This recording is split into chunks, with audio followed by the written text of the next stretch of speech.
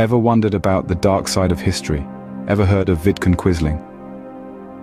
Born in the heart of Norway in 1887, Vidkun Quisling led a life that was far from ordinary. From a young age, he was known for his sharp intellect and unyielding determination. These qualities led him to an early career in the Norwegian military, where he quickly distinguished himself.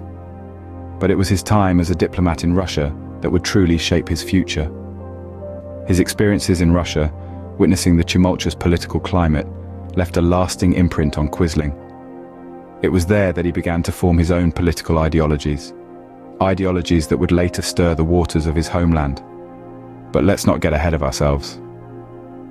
At this stage in his life, Quisling was a respected figure, a man of influence and ambition. So, Quisling was not always the villain we know him to be, but how did he get there? Quisling's political journey was a rollercoaster ride, so how did it all start? Born amid the tumultuous 1930s, Vidkun Quisling's political career was as dramatic as the era itself. A man of conviction, Quisling ventured into politics with the founding of the National Unity Party. The party was an embodiment of his political ideals, heavily influenced by the ideology of Adolf Hitler, whom Quisling admired. The 1930s were a time of great political unrest, and Quisling, like a skilled sailor, navigated these choppy waters to rise to power. His political acumen did not go unnoticed by the Nazis, who saw in him a potential ally. As the winds of war swept across Europe, Quisling played a pivotal role in the Nazi invasion of Norway in 1940. His collaboration with the Nazis cemented his position of power, but it was not without its consequences. Quisling's collaboration with the Nazis saw him rise to power, but at what cost? Every rise has a fall. What led to Quisling's downfall? A rise to power often comes with a steep price, and for Vidkun Quisling, the cost was his integrity and ultimately his life. During the tumultuous years of World War II, Quisling's allegiance to the Nazi regime and his role in the German occupation of Norway marked the beginning of his downfall.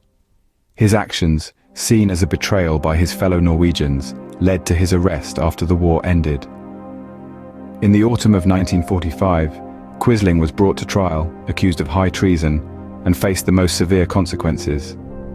The trial was swift, and the verdict unyielding. Quisling was found guilty and sentenced to death. His execution in October of that year marked the end of a man who had once promised a new dawn for Norway, only to plunge it into darkness. Quisling's life ended in disgrace, but his name lives on. Quisling's legacy is controversial, but how does history remember him? The name Vidkun Quisling has, for many, become a byword for treachery.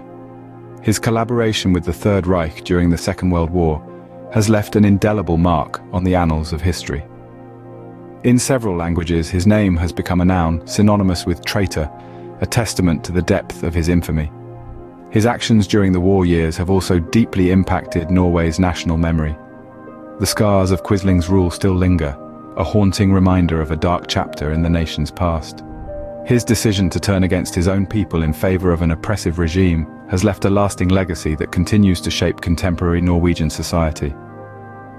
Quisling's legacy serves as a grim reminder of the dangers of extremism and the cost of betrayal. His story is a cautionary tale, warning future generations of the perils of surrendering to the siren call of radical ideologies.